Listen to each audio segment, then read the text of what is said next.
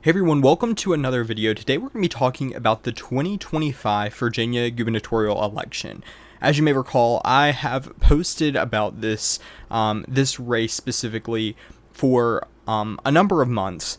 The last time I reported on it was about 3 months ago, and it was one of the last videos I did. But as we get closer to the fall, I think that we really should start to pay more attention to this race and New Jersey, as well as the New York mayoral race, where we've seen dramatic shifts in it as well. But today specifically, we're going to be talking about the Virginia gubernatorial election. The race has been set for a number of months now. It's going to be Lieutenant Governor Winsome Earl Sears versus former Congresswoman Abigail Spanberger. This race is set to be a real interesting one, and for sure a referendum on how the Trump presidency has gone thus far. As we look into this race specifically, I want to point out something that just recently developed as of yesterday, which was the fact that these two candidates are going to face off in a debate. The debate's going to be October 9th. And I wanted to point this out because for a number of months, we had not really been sure about a debate. Winsome Earl Sears had accepted debates that Abigail Spanberger hadn't, and vice versa. Abigail Spanberger had accepted debates that Winsome Earl Sears had refused to. But they have both officially accepted this debate, and they'll face off in October, just about a month before this election takes place. I think this is really interesting because we're really going to get, should I say, a head count for how this race may go from that debate alone. As you may recall, 4 years ago, Glenn Youngkin and Terry McAuliffe faced off in a debate that ultimately really ruined Terry McAuliffe's campaign. He said some controversial things during it, and it just ended up not really working out for him like many may have thought.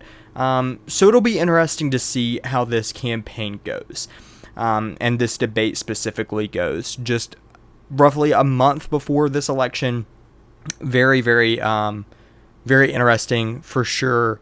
Something to watch there. But more specifically, I want to talk about this race in general. We had a poll come out today by the Roanoke College that has Abigail Spanberger at 46% and Winsome Earl Sears at 39%. And you may be thinking, wow, that is a 7-point lead for Abigail Spanberger. That's, really shifting in her direction, and, it's likely that she'll win. And to some extent, I agree with you.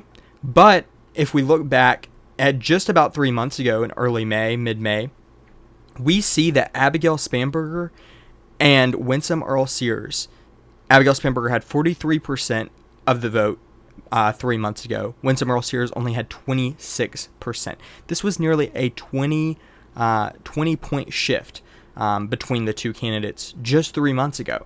And here we are today with a 7-point shift. Winsome Earl Sears certainly narrowing that gap, but it shouldn't go without noting that this doesn't mean that Winsome Earl Sears is going to win. It doesn't mean that Abigail Spanberger is going to win. These are simply polls, and we're still months out from this election. So that's important to keep in mind as we go forward. But as we look, this race is set.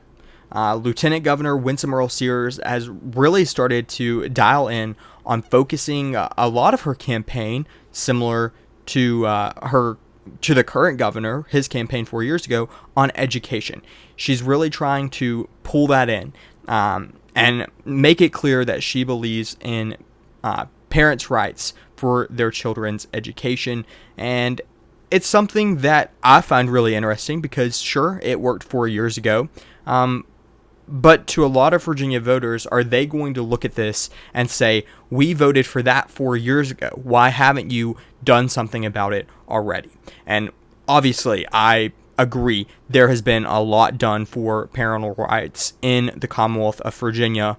But it's certainly worth noting that from a voter standpoint, if they don't exactly run on what's already been done, it's going to be hard for Winsome Earl Sears to sit there and say, oh, well, I ran on this 4 years ago, but I'm running on it again, so that's why you should vote for me. But again, just a point that I wanted to make. I've noticed in recent campaign ads, excuse me, and in recent interviews, Winsome Earl-Sear is really tying down this education topic, and I found it really interesting, and I just wanted to make note of it. Abigail Spanberger, former Congresswoman from Virginia's 7th Congressional District, she won that seat back in 2018. And the Democratic Party seems really confident in her ability to win this election in this November.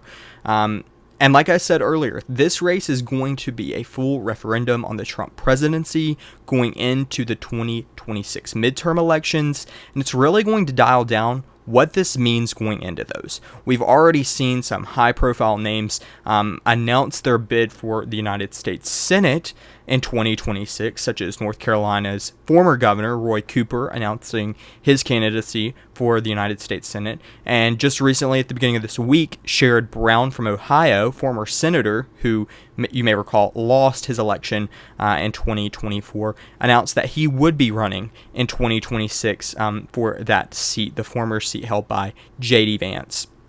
So, as we go into this upcoming midterm cycle into November of this year, this really will be a race to watch, and it'll be a race that Donald Trump can look at and say, okay, Winsome Earl-Sear's won, fantastic, voters are really approving of what I've done, or a chance of Abigail Spanberger winning, and Donald Trump having to look at that and say, okay, sure, this is already a Democratic-leaning state.